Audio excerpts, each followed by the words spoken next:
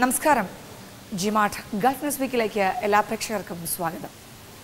പ്രവാസ ലോകത്തെ വർത്തമാന കാഴ്ചകളും ജീവിത വിശേഷങ്ങളുമായി ഈ ആഴ്ചത്തെ ഗൾഫ് ന്യൂസ് വീക്ക് നമ്മൾ ആരംഭിക്കുന്നു. പ്രവാസികളുടെ പണത്തിന് നികുതി ഏർപ്പെടുത്താൻ കേന്ദ്ര സർക്കാർ നീക്കം നടത്തുന്നു. ഈ നീക്കത്തിനെതിരെ പ്രവാസ ലോകത്ത് ആശങ്ക ഉയരുന്ന വാർത്ത ഇത്തവണ ഗൾഫ് ന്യൂസ് വീക്ക് പ്രധാന വാർത്തയാക്കിയിരിക്കുന്നു.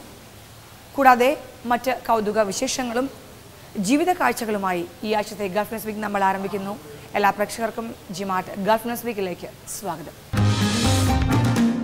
വിദേശ ഇന്ത്യക്കാർ നാട്ടിലേക്ക് അയക്കുന്ന പണത്തിന് നികുതി ഏർപ്പെടുത്താൻ കേന്ദ്ര സർക്കാർ നീക്കം നടത്തുന്നു. നികുതി ഏർപ്പെടുത്തുന്നതോടെ സാമ്പത്തിക വരുമാനം വർദ്ധിക്കുമെന്നാണ് കണക്കുകൂട്ടൽ. പക്ഷേ ലക്ഷക്കണക്കിന് വരുന്ന വിദേശ ഇന്ത്യക്കാർക്ക് ഇത് തിരിച്ചടിയാവുകയും ചെയ്യും. ഇതുമൂലം ഗൾഫിലെ പ്രവാസി മലയാളികൾ ആശങ്കയിലാണ്. ഇതിനെതിരെ പ്രവാസ ലോകത്ത് പ്രതിഷേധം ഉയർന്നു കഴിഞ്ഞു. കുഴൽപ്പണം അടക്കമുള്ള നിരവധി പണമിടപാടുകൾ വർദ്ധിക്കാനാണ് ഇതുമൂലം സാധ്യതയെന്ന് വിലയിരുത്തപ്പെടുന്നു.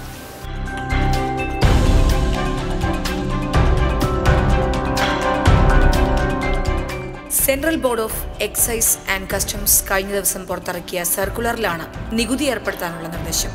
2012 വിദേശ നാണ്യത്തിനുള്ള നികുതി ഒഴിവാക്കുന്ന നിയമം ഭേദഗതി ചെയ്താണ് പുതിയ നിയമം നടപ്പാക്കാൻ ഉദ്ദേശിക്കുന്നത്. നികുതി ഏർപ്പെടുത്തുന്നതോടെ സാമ്പത്തിക വരുമാനം വർദ്ധിക്കുമെന്നാണ് വിലയിരുത്തൽ. ഈ നിർദ്ദേശം മലയാളികൾ ഉൾപ്പെടുന്ന പ്രവാസികളിൽ കടുത്ത പ്രതിഷേധത്തിന് ഇടയാക്കിയിട്ടുണ്ട്. ധനകാര്യ സ്ഥാപനങ്ങളുടെ വിദേശ നിക്ഷേപത്തിന് മേൽ അധിക നികുതി ഏർപ്പെടുത്താനും നിർബന്ധിതരാകും. വിദേശ ബാങ്കുകളും ധനവിനിമയ സ്ഥാപനങ്ങളും നിരക്ക് വർദ്ധിപ്പിക്കുന്നത് ലക്ഷക്കണക്കിന് പ്രവാസികളെ പ്രതികൂലമായി ബാധിക്കും.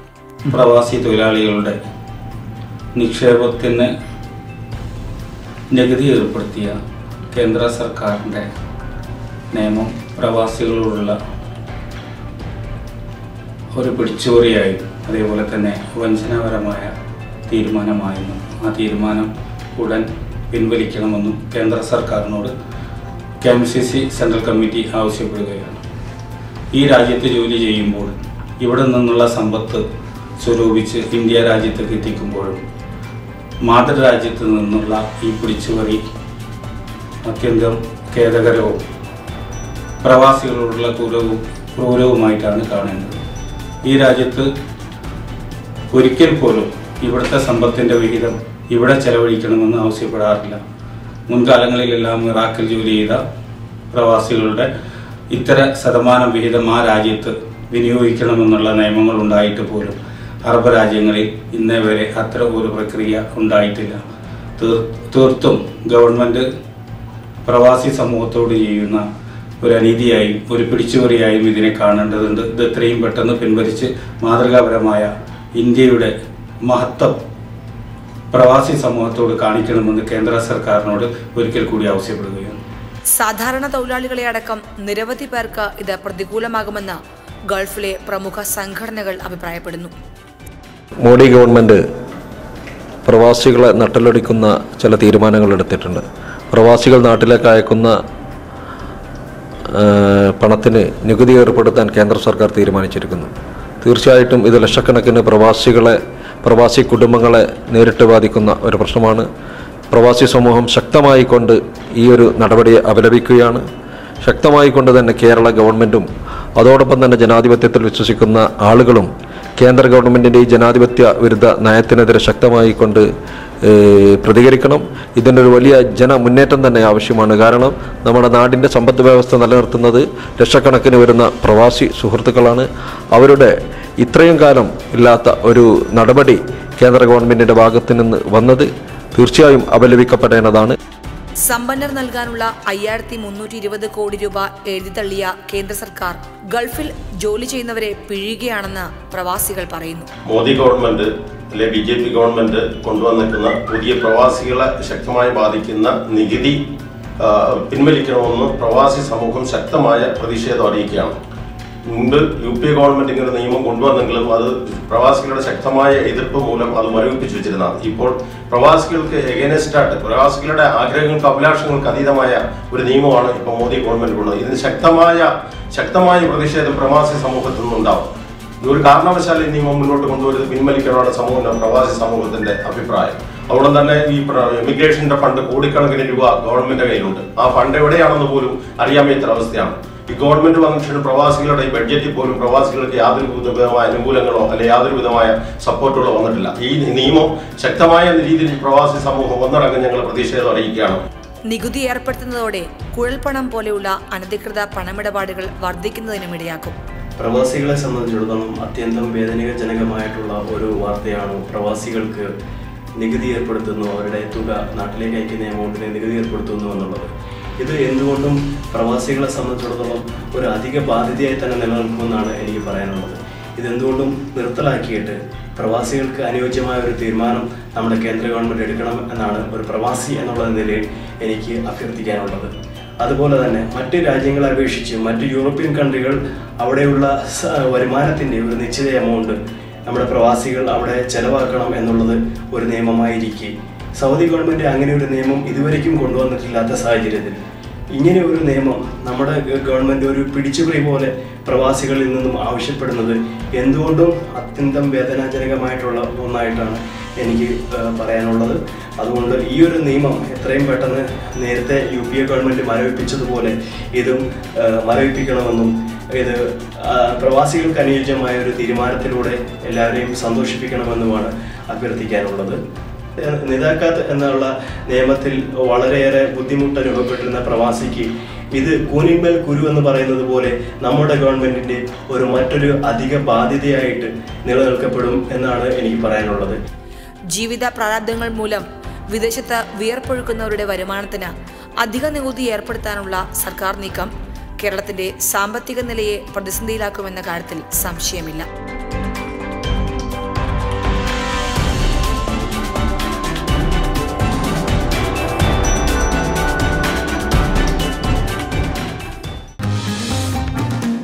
പ്രവാസി വോട്ടവകാശം സംബന്ധിച്ച സുപ്രീം കോടതി വിധിയെ ഇരുകൈയും നീട്ടിയാണ് പ്രവാസികൾ സ്വീകരിച്ചത്.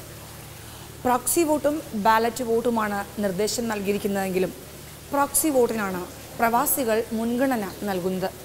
പ്രോക്സി വോട്ടിനെയാണ് BJPയും സ്വാഗതം ചെയ്യുന്നത്.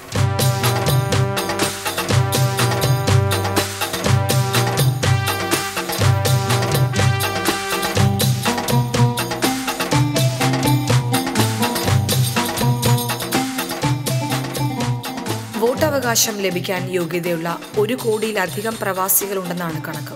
എന്നാൽ ആകെ 11,844 പേരാണ് വോട്ടർ പട്ടികയിൽ പേര് ചേർത്തിട്ടുള്ളത്. അതിൽ തന്നെ 11,488 പേർ കേരളത്തിൽ നിന്നാണ്.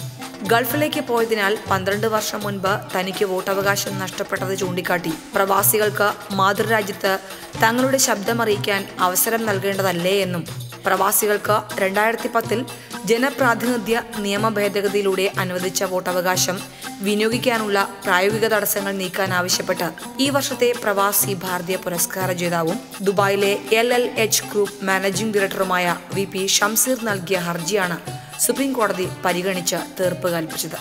വളരെ അനുകൂലമായിട്ടുള്ളൊരു വിധിയാണിത്. ഒരു പോസിറ്റീവായിട്ട് തന്നെ നമ്മളിതിനെ കാണണം. കാരണം നമ്മളൊരു എൻ്റെ ഇത്രയും വൈകി എത്തി എന്നുള്ളൊരു ചോദ്യം സുപ്രീം കോടതി തന്നെ ഒരു 2-3 തവണ ചോദിച്ചു.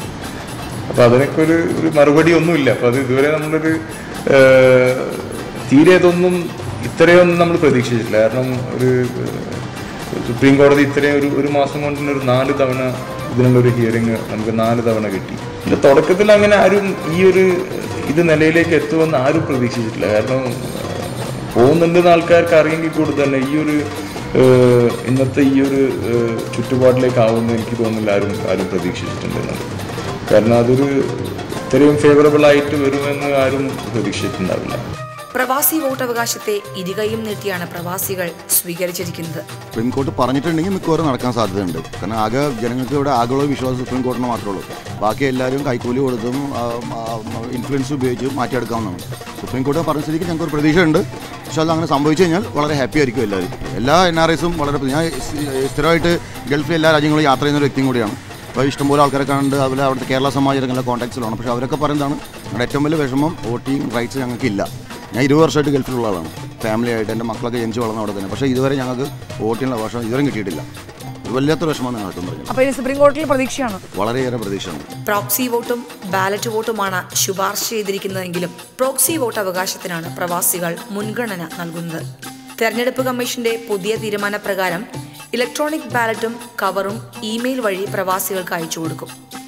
ബാലറ്റിൽ വോട്ട് രേഖപ്പെടുത്തിയ ശേഷം തിരിച്ചയക്കാം എന്നതാണ് ഇലക്ട്രോണിക് ബാലറ്റ് രീതി. പ്രവാസികൾക്ക് നാട്ടിലുള്ള പ്രതിനിധി വഴി വോട്ട് രേഖപ്പെടുത്താൻ കഴിയുന്നതാണ് രണ്ടാമത്തെ സാധ്യതയായ പ്രോക്സി രീതി. ഒരു പ്രതിനിധിക്ക് ഒരു പ്രവാസിക്ക് വേണ്ടി മാത്രമേ വോട്ട് ചെയ്യാനാവൂ. ഇയാൾ പ്രവാസി വോട്ടർക്ക് വോട്ടവകാശമുള്ള അതേ മണ്ഡലത്തിൽ നിന്നുള്ള സമ്മതിദായകനാവണം. പ്രതിനിധിയായി നിയമിക്കുന്ന ആളെ പ്രവാസി വോട്ടർക്ക് വേണമെങ്കിൽ മാറ്റാമെന്നും കമ്മീഷൻ വ്യക്തമാക്കിയിട്ടുണ്ട്. നിലവിൽ സായുധ സേന, പാരാമിലിറ്ററി എന്നിവയിൽ സേവനമനുഷ്ഠിക്കുന്ന സൈനികർക്ക് പ്രോക്സി വോട്ട് അനുവദിക്കുന്നുണ്ട്. വിദേശ രാജ്യങ്ങളിലെ ഇന്ത്യൻ നയതന്ത്ര കാര്യാലയം വഴി പ്രവാസികൾക്ക് നേരിട്ട് വോട്ട് ചെയ്യാനുള്ള അവസരം ഒരുക്കണമെന്ന ആവശ്യം നിയമപരമായ ബുദ്ധിമുട്ടുകളും അടിസ്ഥാന സൗകര്യങ്ങൾ ഒരുക്കുവാനുള്ള ബുദ്ധിമുട്ടും കണക്കിലെടുത്ത് പരിഗണിക്കാനാവില്ലെന്നും വ്യക്തമാക്കിയ തെരഞ്ഞെടുപ്പ് കമ്മീഷൻ നിലവിലെ സാങ്കേതിക വിദ്യകളുടെ അടിസ്ഥാനത്തിൽ ഇന്റർനെറ്റ് വഴിയുള്ള ഓൺലൈൻ വോട്ടിംഗും സാധ്യമല്ലെന്ന് സത്യവാങ്മൂലത്തിലൂടെ അറിയിച്ചു. പ്രോക്സി വോട്ടിനെയാണ് BJPM സ്വാഗതം ചെയ്യുന്നത്. വിധിയിൽ സന്തോഷമുണ്ടെന്ന് പ്രവാസി ഭാരതീയ പുരസ്കാര ജേതാവ് ഡോക്ടർ VP ഷംസീർ പറഞ്ഞു. ഇപ്പോഴുള്ള വ്യവസ്ഥ അനുസരിച്ചിട്ട് ഇവിടെ രജിസ്റ്റർ ചെയ്ത ആൾക്കാർ സ്വന്തം നാട്ടിൽ പോയിട്ട് വോട്ട് ചെയ്യണം എന്നുള്ളൊരു നിബന്ധന ഉണ്ട്. അപ്പോൾ അത് കാരണം ഈ താഴെത്തട്ടിലുള്ള ആൾക്കാർക്കൊന്നും ഈ ഒരു വോട്ടവകാശം ഉപയോഗിക്കാനുള്ളൊരു സാഹചര്യമില്ല. അപ്പോൾ സുപ്രീം കോടതി നോട്ടീസ് ചെയ്തത് ഒരു ഇന്ത്യൻ പൗരൻ അതിലൊരു ഡിസ്ക്രിമിനേഷൻ, അതിപ്പം നാട്ടിൽ പോയി ചെയ്യാനൊരു ആവറേജ് ഇന്ത്യക്കാരൻ ഇവിടെ വർക്ക് ചെയ്യുന്ന ഒരു ലേബറായാലും ഒരു താഴെത്തട്ടിലുള്ള ഒരാളായാലും അതങ്ങേക്കത് സാധ്യമല്ല. അപ്പോൾ ആയതിനാൽ അതിന് ഒരു ഫുൾ പ്രൂഫ് മെക്കാനിസം ഇവിടെ നിന്ന് തന്നെ ഇരുന്നു കൊണ്ട് എങ്ങനെ ഓൺലൈൻ വഴിയോ തപാൽ മാർഗമോ അതിൻ്റെ ടെക്നിക്കാലിറ്റി ഇലക്ഷൻ കമ്മീഷനാണ് നിശ്ചയിക്കേണ്ടത്. അത് തീരുമാനിച്ചിട്ട് എനിക്ക് തോന്നുന്ന കോടതിയെ അത് അറിയിക്കും. ഇനി ഇതുവരെയുള്ള ഒരു പ്രവാസി ആയിരിക്കില്ല ഇനി അങ്ങോട്ടുള്ള പ്രവാസി. കാരണം ഒരു വോട്ടവകാശം എന്ന് പറഞ്ഞു കഴിഞ്ഞാൽ തന്നെ ഒരുപാട് മാറ്റങ്ങൾ, അത് രാഷ്ട്രീയക്കാരുടെ മുമ്പിലായാലും നമ്മളിപ്പോൾ നാട്ടിലൊക്കെ പോകുമ്പോൾ തന്നെ അത് എന്തായാലും ഒരു ഫീൽ ചെയ്ത് തുടങ്ങാനുള്ളൊരു സമയമായി കഴിഞ്ഞു. അപ്പോൾ ഈ ഒരു വിധി വരുന്നതോടുകൂടി ഇനിയിപ്പം നാട്ടിലെ രാഷ്ട്രീയക്കാരായാലും ഈ ഇപ്പോഴത്തെ ഗവൺമെൻറ് സെറ്റപ്പ് ആയാലും നമ്മുടെ പ്രോബ്ലംസ് കൂടുതൽ ഫേവറബിളായിട്ട് നോക്കാൻ ഇനി അവരും എന്തായാലും എനിക്ക് തോന്നുന്നു ഇനി അവരും are forced to do so. Proxy വോട്ടിന്റെയും ബാലറ്റ് വോട്ടിന്റെയും വലിയ പ്രയോജനം ഗൾഫ് നാടുകളിലുള്ള മലയാളികൾക്കായിരിക്കും ലഭിക്കുക. പ്രവാസി വോട്ടവകാശം യാഥാർത്ഥ്യമാകാൻ പോകുന്നതിന് വേണ്ടി സുപ്രീം കോടതിയുടെ ഭാഗത്തുണ്ടായ ഉത്തരവ് തീർച്ചയായിട്ടും വളരെ സ്വാഗതാർഹമാണ്. അത് ഇലക്ഷൻ ജനഭാഗ്യ നിയമങ്ങൾ ഭേദഗതി ചെയ്യുന്നതിലേക്കും അത് ഗവൺമെൻറ്റുകളിൽ അതിനുവേണ്ടി നടപടികൾ തുടക്കം കുറിക്കുന്നതിനും അത് പ്രവാസി വോട്ട് യാഥാർത്ഥ്യമാകുമെന്നുള്ളത് നമുക്ക് ആശ്വസിക്കാം.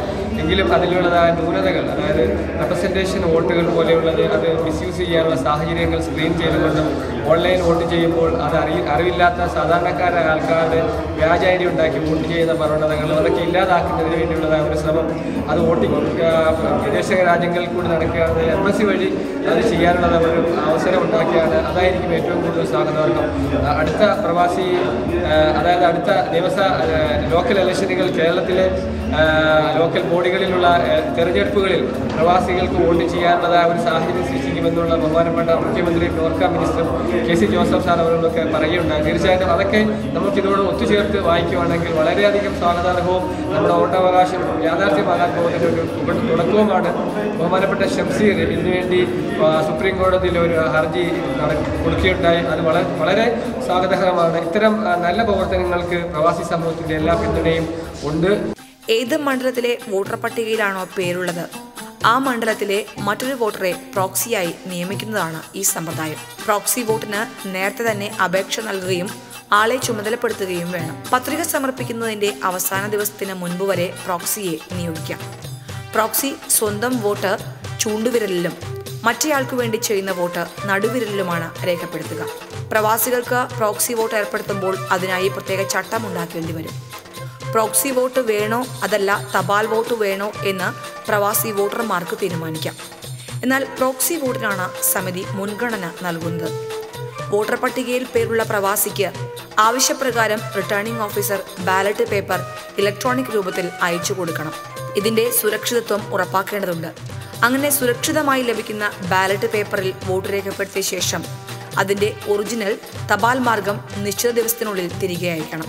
കമ്മീഷന്റെ ശുപാർശ കോടതി അംഗീകരിച്ചാൽ പ്രവാസികൾക്ക് രാജ്യത്ത് വോട്ട് ചെയ്യാൻ അവസരം ലഭിക്കും. ഇന്ത്യൻ ജനാധിപത്യ വ്യവസ്ഥയിൽ വോട്ടവകാശം കൊണ്ട് അധികാരത്തിലേറുകയും ആ അധികാരത്തിലേറിയവർ ഭരിക്കപ്പെടുകയും ചെയ്തിരുന്നത്. പക്ഷേ ഈ സമയത്തൊക്കെ തന്നെ പ്രവാസികൾക്ക് പല വാഗ്ദാനങ്ങളും തന്നിട്ട് ഇവിടെ ഏറ്റവും കൂടുതൽ നിതാക്കത്തുമായി ബന്ധപ്പെട്ടിട്ട് വളരെയധികം പ്രയാസം അനുഭവിച്ചപ്പെടും. പ്രലോഭനങ്ങളും പ്രകോപനങ്ങളും അല്ലാതെ കണ്ട് യാഥാർത്ഥ്യമാക്കാൻ ഇന്ന് വരെ സാധിച്ചിട്ടില്ല അവർക്ക്. ഒരു കാര്യം ഇപ്പം നമ്മൾക്ക് സമ്മതിക്കാം, ഇനി ആര് ഭരണത്തിലേറണം എന്ന് തീരുമാനിക്കാൻ വോട്ടവകാശം തന്നാൽ ഇവിടുത്തെ പ്രവാസികൾക്കാണ് അതിൻ്റെ അധികാരം ഉണ്ടാവുക. അത് കൃത്യമായി ഗുണകരമായി പ്രവാസികൾക്ക് ഉപയോഗപ്പെടുത്തുന്ന ഒരു ഭരണകൂടത്തിനായിരിക്കണം എന്ന ഒരു പ്രതിജ്ഞ ഇതോടുകൂടെ ഈ പ്രവാസികൾ എടുക്കണം എന്നാണ് ഈ നവോദയ റിയാദിൻ്റെ അഭിപ്രായം. പ്രവാസി വോട്ടവകാശം അതിൻ്റെ ഏതാണ്ട് അവസാന ഘട്ടത്തിൽ സുപ്രീം കോടതിയുടെ പരിഗണനയിലിരിക്കുകയാണ്. ഇത് യാഥാർത്ഥ്യമായി വരും എന്നുള്ളതാണ് ഇപ്പോൾ എല്ലാവരും പ്രതീക്ഷിക്കുന്നത്. തീർച്ചയായും അതിനെ സ്വാഗതം ചെയ്യുന്നു. വളരെ വർഷങ്ങളായി പ്രവാസികൾ ആവശ്യപ്പെട്ടിരുന്ന ഒരു വിഷയമാണ് പ്രവാസി വോട്ടവകാശം. ജനാധിപത്യ പ്രക്രിയയിൽ പ്രവാസികൾക്ക് പങ്കെടുക്കാൻ അവസരം കിട്ടുന്നതിലൂടെ സ്വാഭാവികമായും പ്രവാസിയുടെ വിഷയങ്ങൾ നാടിൻ്റെ പൊതുധാരയിൽ തീരുമാനങ്ങൾ എടുക്കുന്ന ആളുകളുടെ മുമ്പിലേക്ക് വരും എന്നുള്ളത് കൊണ്ട് തന്നെ അതിനെ സ്വാഗതം ചെയ്യുന്നു. അതുമാത്രമല്ല, പ്രവാസികളുടെ നിരവധി പ്രശ്നങ്ങൾക്ക് പരിഹാരം കാണാൻ ഇത് സംഘടിതമായി ഉപയോഗപ്പെടുത്താൻ പ്രവാസി സംഘടനകൾക്കും പ്രവാസി സാമൂഹ്യ പ്രവർത്തകർക്കും പ്രവാസികൾക്ക് പൊതുവെയും കഴിയും എന്നാണ് വിശ്വസിക്കുന്നത്. 1951 ജനപ്രാതിനിധ്യ നിയമം ഇതിനായി ഭേദഗതി ചെയ്യേണ്ടി വരും. പ്രവാസി വോട്ടവകാശത്തെ ഇരുകൈയും നീട്ടിയാണ് പ്രവാസികൾ സ്വീകരിച്ചിരിക്കുന്നത്. ഏതായാലും പുതിയ സുപ്രീം കോടതി വിധിയുടെ പശ്ചാത്തലത്തിൽ തങ്ങൾക്ക് വോട്ട് ചെയ്യാനുള്ള അവസരം ലഭിക്കുമെന്ന പ്രതീക്ഷയിലാണ് പ്രവാസികൾ. തീർച്ചയായിട്ടും അത് വളരെ സ്വാഗതാർഹമാണ്. ഞങ്ങൾക്ക് അവിടെ നിന്ന് വോട്ട് ചെയ്യാൻ കഴിയുന്നത് വളരെ സന്തോഷമുണ്ട്. അങ്ങനൊരു തീരുമാനം വരുന്നത്. ഇത് എത്ര നാളായി നിങ്ങൾ കാത്തിരിക്കുന്ന കാര്യങ്ങളാണ്? വളരെ കാലമായി. ഞാൻ 10 വർഷമായിട്ട് അവിടെ ജോലി ചെയ്യുന്നവരാണ്. 10 വർഷമായിട്ട് ഞാൻ ആഗ്രഹിക്കുന്നതാണ്. എനിക്ക് വളരെ ചുരുക്കം 2 പ്രാവശ്യം മാത്രമാണ് എനിക്ക് വോട്ട് ചെയ്യാൻ കഴിയുന്നത് ഈ ഇൻ ബിറ്റ്വീൻ 10 ഇയേഴ്സ്. ഒരു സന്തോഷത്തോടെയുള്ള ഒരു വാർത്തയാണ് ഞങ്ങൾക്ക് പറയാനുള്ളത്. പ്രവാസികൾക്ക് വളരെയേറെ ഗവൺമെൻറ് ഇതിനെപ്പറ്റി ഒരു കൂടുതൽ കൺസിഡർ ചെയ്യണമെന്ന് ഞങ്ങളുടെ അഭ്യർത്ഥന. നാട്ടിലേക്ക് എപ്പോഴും വോട്ട് ചെയ്യാൻ ആഗ്രഹം ഉണ്ടാവുമല്ലോ എല്ലാവർക്കും ഉണ്ട്. ഇന്ത്യൻ പൗരത്വം കിട്ടണമെന്ന് എല്ലാവർക്കും ആഗ്രഹമുണ്ടല്ലോ. അപ്പോൾ അത് നഷ്ടപ്പെടാതെ കാത്തു സൂക്ഷിക്കുക എന്നുള്ളത് എല്ലാ ഇന്ത്യൻ പൗരത്തിനും, ഞങ്ങളെപ്പോലെ തന്നെ ഞങ്ങളുടെ ഫ്രണ്ട്സിനും അതുപോലെ തന്നെ എല്ലാ പ്രവാസികൾക്കും ഇതൊരു സന്തോഷ വാർത്തയായിരിക്കും.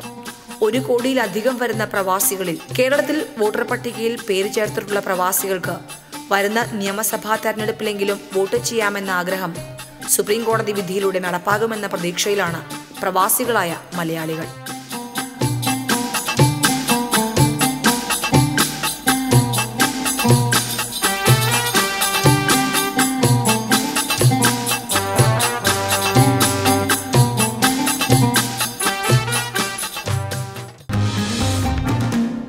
പ്രവാസ ലോകത്ത് ആഘോഷങ്ങൾക്ക് പഞ്ഞമില്ല. ഏതാഘോഷവും ഇരുകൈയും നീട്ടിയാണ് പ്രവാസികൾ സ്വീകരിക്കാറ്. ഈദും ബക്രീദും ഓണവും വിഷുവുമെല്ലാം ഇരുകൈയും നീട്ടി പ്രവാസികൾ സ്വീകരിക്കുന്നു. അത് ഒരു മാസക്കാലത്തോളം നീണ്ടു നിൽക്കുകയും ചെയ്യുന്നു. അതുപോലെ ദീപാവലിയും പ്രവാസികൾ കെങ്കേമമാക്കി പടക്കം പൊട്ടിച്ചും മധുരപലഹാരങ്ങൾ വിതരണം ചെയ്തുമാണ് ദീപാവലിയെ പ്രവാസികൾ വരവേറ്റത്.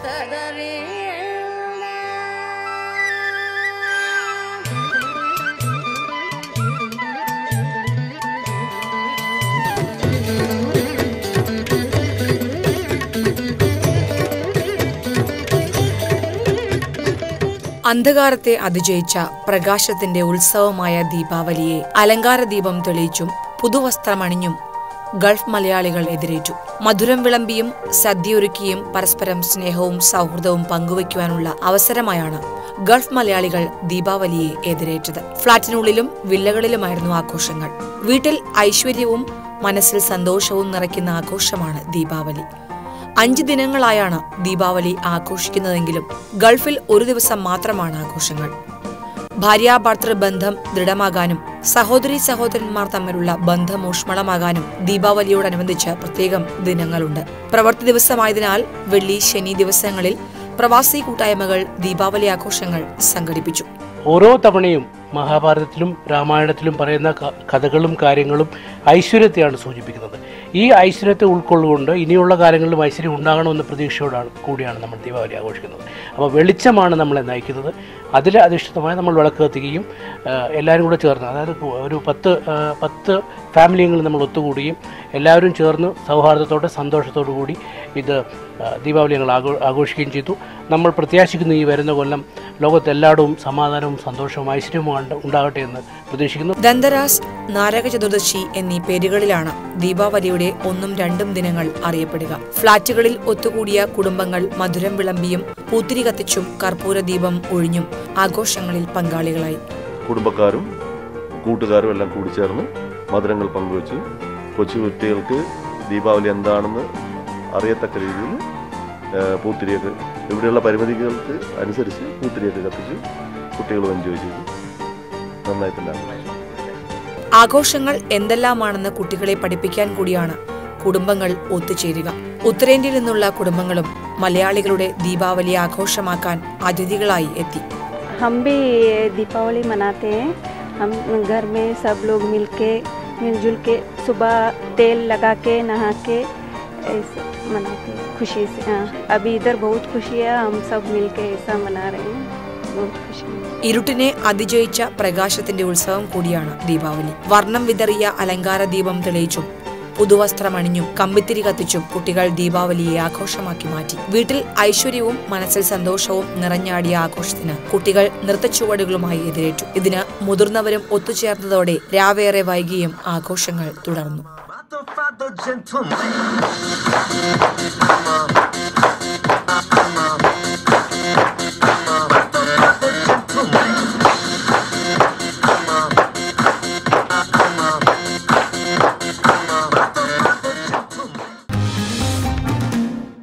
ജിമാർട്ട് ഗൾഫ് ന്യൂസ് വീക്കിന്റെ ഈ ലക്കം സമാപിച്ചു. പ്രവാസ ജീവിതവുമായി ബന്ധപ്പെട്ട അനുഭവങ്ങൾ പങ്കുവയ്ക്കുവാൻ ഗൾഫ് ന്യൂസ് വീക്ക് നിങ്ങൾക്ക് അവസരം നൽകുന്നു. ഗൾഫിൽ കാണാതായവരെ സംബന്ധിച്ച വിവരങ്ങളും പ്രവാസ സംബന്ധമായ ഏതു വിവരങ്ങൾക്കും നിങ്ങളുടെ അനുഭവങ്ങളും അന്വേഷണങ്ങളും ഞങ്ങൾക്ക് എഴുതുക. ഞങ്ങളുടെ വിലാസം: പ്രൊഡ്യൂസർ ഗൾഫ് ന്യൂസ് വീക്ക്, ജീവൻ TV, പാലാരിവട്ടം, കൊച്ചിൻ 25. ഞങ്ങളുടെ mail ID gulfnewsweek@gvan.tv.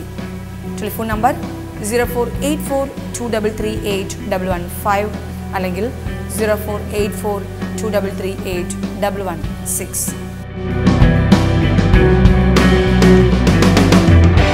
G-Mart Gulf news week വീണ്ടും അടുത്തയാഴ്ച ഇതേ ദിവസം ഇതേ സമയം. നമസ്കാരം.